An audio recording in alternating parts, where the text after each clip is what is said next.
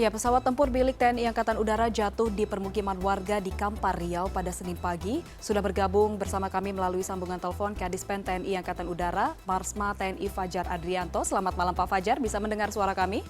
Selamat malam, Fani. Ya. Suaranya jelas. Ya, Pak Fajar, ini kabarnya dari kecelakaan pesawat tempur ini pilot sempat melontarkan diri dengan kursi pelontar begitu. Lantas kondisi pilot saat ini seperti apa, Pak? Ya, jadi itu memang sudah prosedur dari pilot pesawat tempur.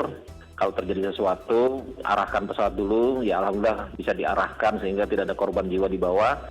Dan pilotnya menggunakan kursi lontar keluar dari pesawat atau namanya eject.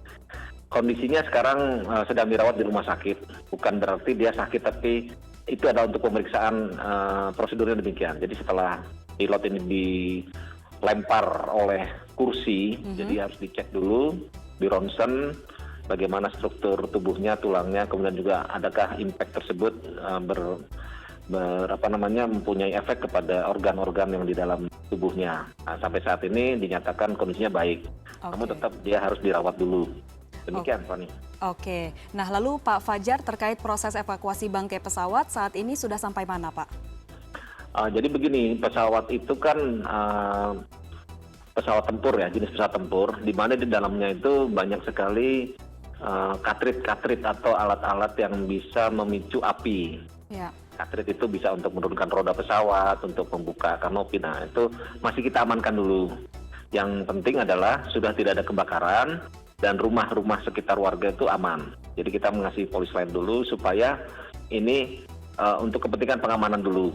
Itu yang pertama. Kemudian yang kedua, kita juga ada tim investigasi untuk melihat sampai di mana kerusakan dan apa penyebab kerusakan itu. Jadi pesawat sementara masih di situ dulu. Nanti kalau tugas-tugas ini sudah selesai, baru akan kita angkut. Yang penting adalah bahwa kebakaran sudah berhasil dipadamkan dan tidak berefek ke masyarakat yang ada di sekitarnya. Demikian. Oke, nah berbicara mengenai masyarakat, ini Pak Fajar kan pesawat tempur ini jatuh di pemukiman warga begitu ya. Bagaimana kondisi warga yang terdampak dan proses ganti rugi ke penduduk yang rumahnya hancur begitu seperti apa, Pak? Betul, kita akan ganti rugi 100% akan ditangani oleh TNI Angkatan Udara melalui Lanut Rusmin Nuryadin. Jelas akan kita ganti semua dan Kaso berjanji akan mengganti semua kerugian yang diterima 2 rumah yang terkena. Jadi 1 rumah yang kena, kemudian berefek juga ke rumah yang lain. Jadi hanya 2 rumah tadi yang terkena. Namun demikian kita juga akan menghitung masih ada tempat lain tidak yang terkena, misalkan percikan atau pecahan. Nah, itu juga akan kita hitung. Yang jelas TNI AU akan mengganti semua kerugian yang ditimpa oleh masyarakat. Oke, apakah ada korban Pak dari masyarakat? Tidak ada. Alhamdulillah tidak ada. Mungkin pilot juga bisa mengarahkan pesawatnya ke daerah yang mungkin kosong saat itu. Memang rumahnya padat penduduk, tapi alhamdulillah yang rumah terkena jatuh pesawat tersebut sedang dalam keadaan kosong, tidak ada penduduk. Jadi tidak ada sama sekali korban jiwa. Oke, baik. Berarti sejauh ini kerugiannya berupa kerugian material begitu ya, Pak? Betul, dan material saja. Ya, lalu Pak Fajar, apakah sejauh ini ada rencana untuk membeli pesawat pengganti, Pak, sebagai ganti pesawat yang jatuh ini?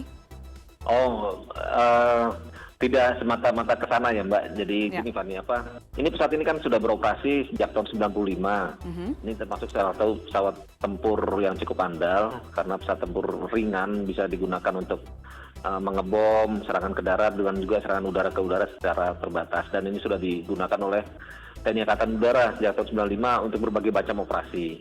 Masih digunakan terus. Nah, untuk pengganti ini masih sedang dikaji dalam restra berikutnya. Dan tindakan kita yang saat ini dilakukan adalah menyetop dulu penerbangan yang sejenis, pesawat yang sejenis. Ini kan jenis pesawat tempur Hawk 209 buatan Inggris. Kita TNI AU mengoperasikan di 2 tempat. Satunya di Pekanbaru yang tempat kejadian dan satunya lagi di Pontianak. Nah, untuk sementara sebelum hasil investigasi ini selesai, kita menyetop dulu penerbangan untuk Hawk 200 ini.